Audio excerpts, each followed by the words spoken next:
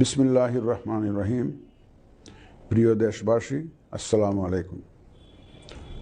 মহান সৃষ্টিকর্তার কাছে শুকরিয়া, তিনি বহু প্রতীক্ষিত ত্রয়োদশ জাতীয় সংসদ নির্বাচন এবং জুলাই জাতীয় সনদ সংবিধান সংস্কার বাস্তবায়ন আদেশ 2025 এর উপর অনুষ্ঠিতব্য গণভোটের তফসিল নিয়ে আপনাদের সামনে হাজির হওয়ার সুযোগ দিয়েছেন।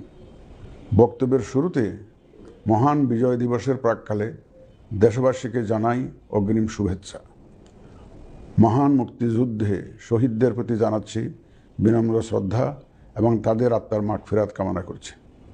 একই সাথে জুলাই আগস্ট 2024-এর ছাত্র গণ অভ্যুত্থানে শহীদদের স্মৃতির প্রতি জানাচ্ছি আমার শ্রদ্ধা এবং তাদের আত্মার শান্তির জন্য দোয়া করছি। মহান মুক্তিযুদ্ধ থেকে শুরু করে 2024-এর ছাত্র গণ অভ্যুত্থান পর্যন্ত সার্বভৌমত্ব এবং গণতন্ত্র প্রতিষ্ঠা ও রক্ষার সকল আন্দোলনে যারা আহত, নির্যাতিত ও ক্ষতিগ্রস্ত হয়েছেন তাদের প্রতি জানাই আমার আন্তরিক সমবেদনা। আহতদের দ্রুত আরোগ্য এবং স্বাভাবিক জীবনের জন্য প্রার্থনা করছি।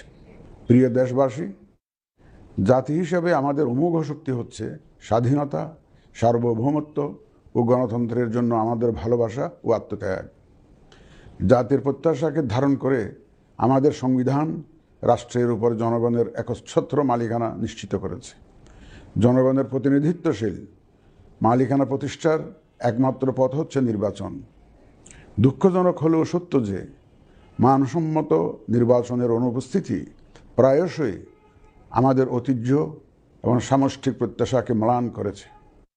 এমনই এক প্রেক্ষাপটে 2024-এর গণ অভ্যুত্থান সংঘটিত হয়েছে। আমাদের ভাই বোন সন্তানদের রক্তের উপর দাঁড়িয়ে আমাদের অঙ্গীকার হচ্ছে একটি সুষ্ঠু ও সুন্দর নির্বাচন অনুষ্ঠান, যা জাতি হিসাবে আমাদের প্রত্যাশা পূরণ করবে এবং বিশ্ব দরবারে আমাদের ভাবমূর্তি উজ্জ্বল করবে।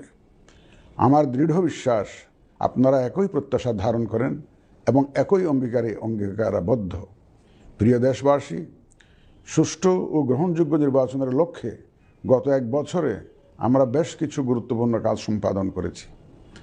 একটি স্বচ্ছ নির্বাচনের পূর্বশর্ত হচ্ছে একটি নির্ভুল, পূর্ণাঙ্গ ও স্বচ্ছ ভোটার তালিকা।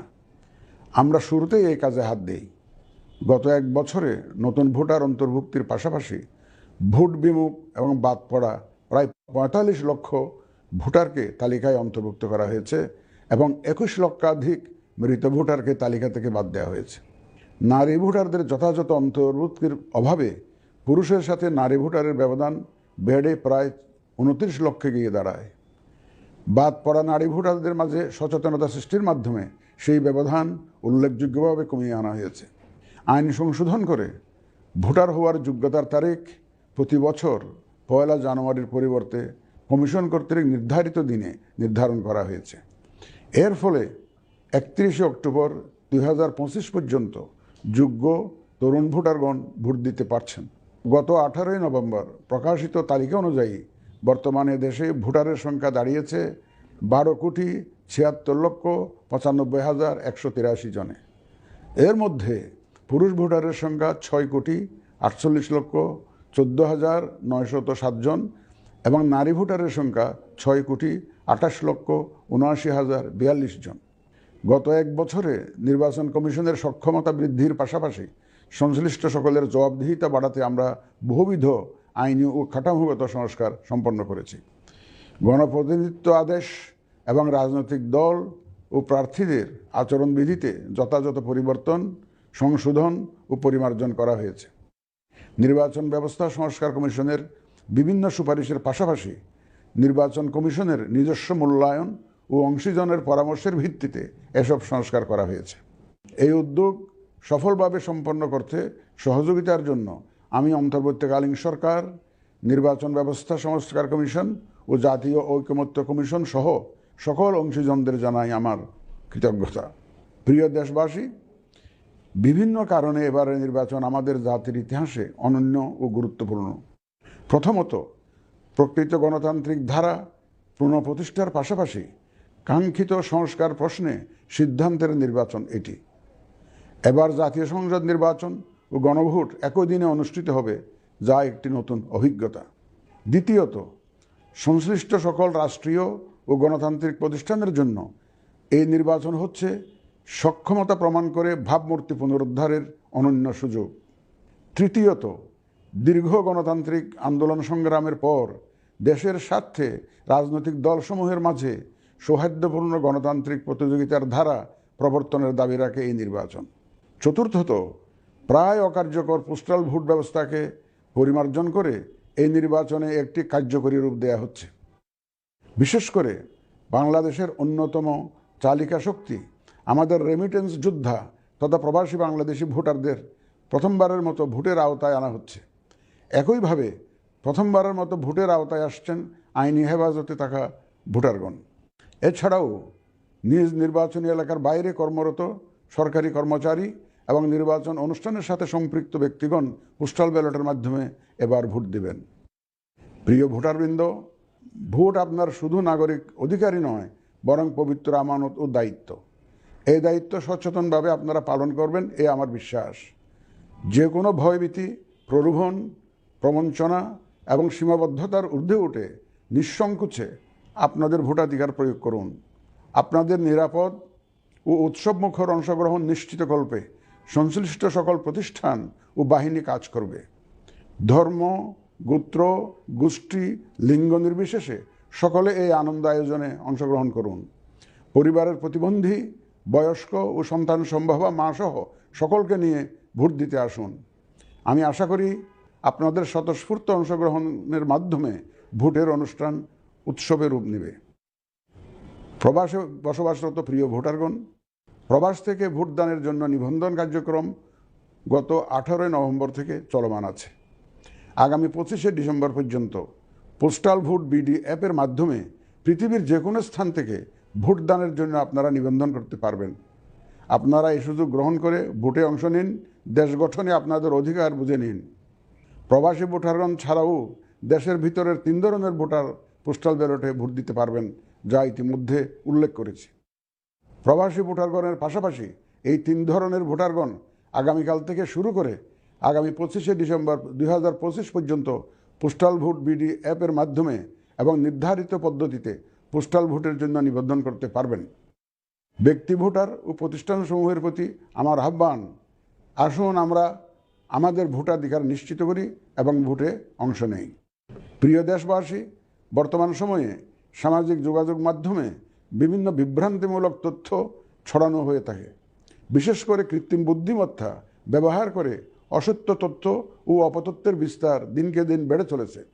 প্রতিপক্ষ দল ও প্রার্থীকে হেয় করার পাশাপাশি নারীদের প্রতি বিদ্বেষমূলক প্রচারণা আমাদের ঐতিহ্যকে ক্ষুণ্ণ করে এবং নির্বাচনকে কলুষিত করে। দেশের প্রচলিত আইন অনুযায়ী এসব রোধে প্রয়োজনীয় ব্যবস্থা গ্রহণ করা হবে। আপনাদের প্রতি আমার বিশেষ অনুরোধ, অসত্য এবং অসৎ উদ্দেশ্যে প্রচারিত কোনো তথ্যে কান দিবেন না, গ্রহণ করবেন না। মনে রাখবেন, অসত্য তথ্য শেয়ার করাও শাস্তিযোগ্য অপরাধ। আমি এবার নির্বাচনে অংশগ্রহণে ইচ্ছুক প্রার্থী এবং দলসমূহের প্রতি দু একটি কথা বলতে চাই। আসুন আমরা আচরণবিধি মেনে একটি শান্তিপূর্ণ ও উৎসবমুখর নির্বাচন নিশ্চিত করি। শান্তিপূর্ণ সহাবস্থান এবং পারস্পরিক শ্রদ্ধা নিশ্চিত করে ভোটারদের বিশ্বাস ও আস্থা অর্জনই হোক আপনাদের লক্ষ্য। নির্বাচনে দায়িত্ব পালনকারী প্রিয় সহকর্মীবৃন্দ, নির্বাচন কমিশন স্বচ্ছতা, নিরপেক্ষতা এবং দৃঢ়তার সাথে দায়িত্ব পালনে বদ্ধপরিকর। কমিশনের অংশ হিসাবে আপনারা নির্ভয়ে সততা ও নিরপেক্ষতার সাথে দায়িত্ব পালন করবেন। মনে রাখবেন, এ ব্যাপারে কোনো শিথিলতা বা গাফিলতি সহ্য করা হবে না।